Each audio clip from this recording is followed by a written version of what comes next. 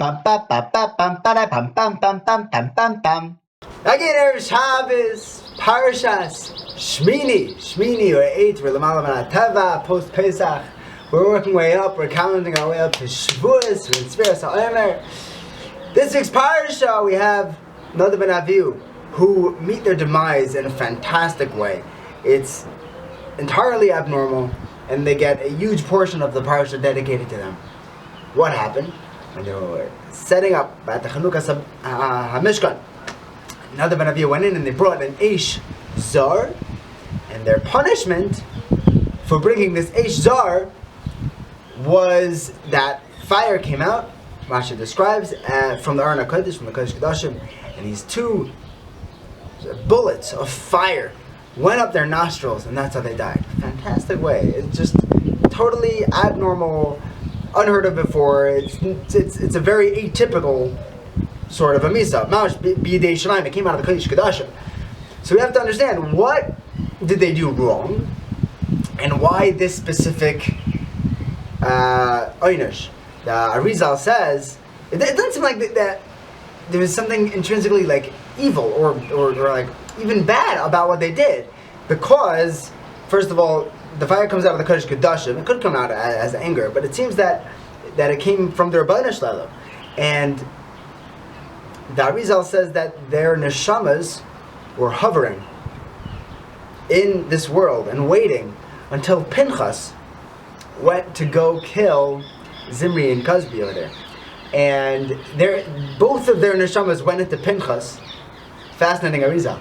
And because Pinchas died of fright going into the... Okay, that's precious Pinchas.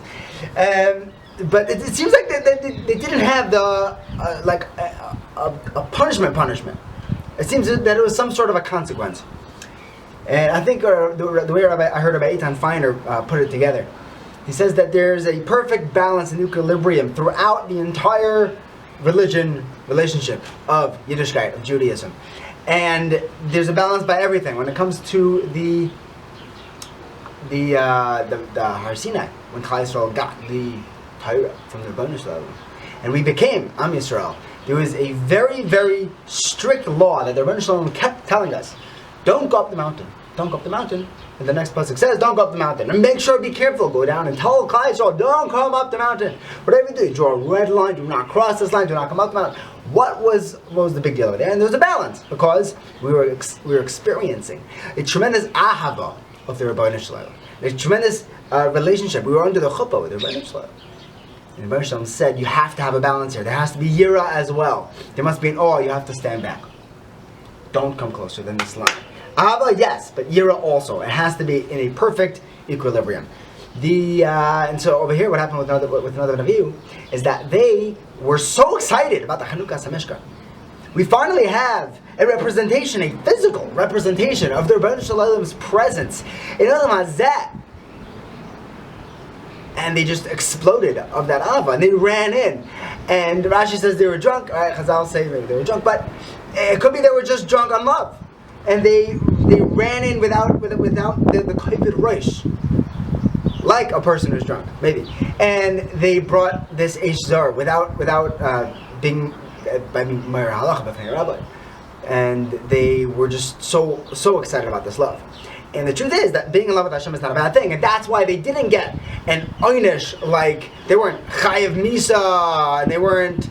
Hashem said, "You are so obsessed with me. You're so in love with me. Your neshama can't handle that without the balance of the yira." And that's why the fire came out and just consumed their neshama. We know by Yibach ba'apav nishmas chayim, when Hashem gave Adam Rishon, the first neshama ever put into mankind was exhaled from the Libeinu Shloime into the nose, into the nostrils of Adam Rishon. That's where our neshama lies.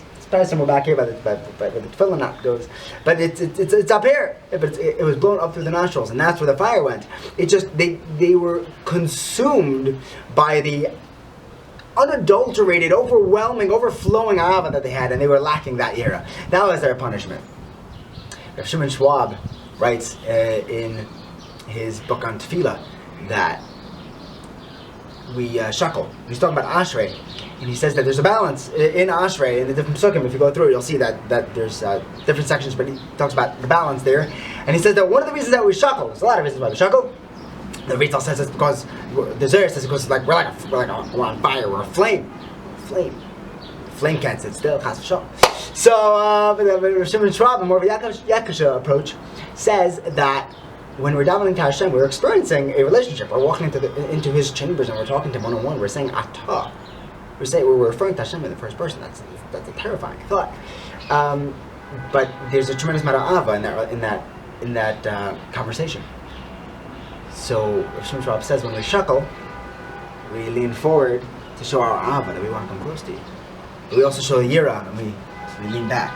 So it's an ava and a yira, an ava and a yira, an ava and a yira. Doesn't explain why people go like this. Whatever. Okay, then you'll have to use the Zohar for that. There's a Maisa. I think it was with the Gra back in Europe. They didn't have the kids didn't have that much that they could play with in games and the Sachik. So what they do, they found this guy in the street, and they taught him a block Gemara. Yeah, and they dressed him up like they gave him a yarmulke and tzitzis, and they sent him in. I think it was to the Gra to get a faher. Correct me if I'm wrong. And they want and the kid sat down and the gadol says, so what are you going to be? What are you going to be saying? And he says, I want to say this block Gemara, Babakama. Okay, so he sits down and he starts saying the Gemara. Starts in the Mishnah and he's rattling through it. And like 35 seconds in, the gadol says, well, hang on a second. Yeah? Did I make a mistake? I said, no, you're perfect. Are you Jewish? And he says, can't lie, no, I'm not. Those kids just taught me a block Gemara. And he said, how did you know that I wasn't Jewish? The gadol says, look, you've been sitting here and learning a Gemara for 30 seconds, and you didn't shuckle once. A yid can't learn Gemara without shuckling. Iyashat. The Baruch Hashem should give us the should be mazakas. Be'ez Hashem we should all be zeicha to be able to experience Ava and Yira and everything in our life in a perfect balance, in a healthy way, and to be able to serve Hashem.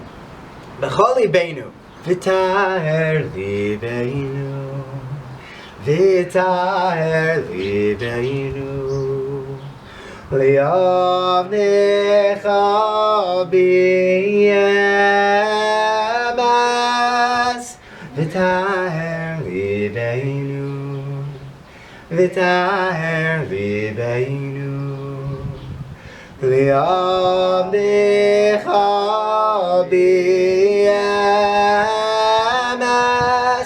kadishenu b'mitzvaysecha, v'sein chalkeinu b'soirasecha, sameinu mituvecha, v'samecheinu b'shuasecha, la-la-la-la-dam, la-la-la-la-dam, la-la-la-la-dam, la-la-la-la-dam, la-la-la-la-dam, la-la-la-la-dam, la-la-la-la-dam,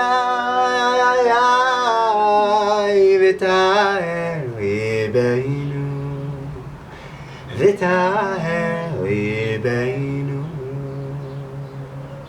K'Shabbos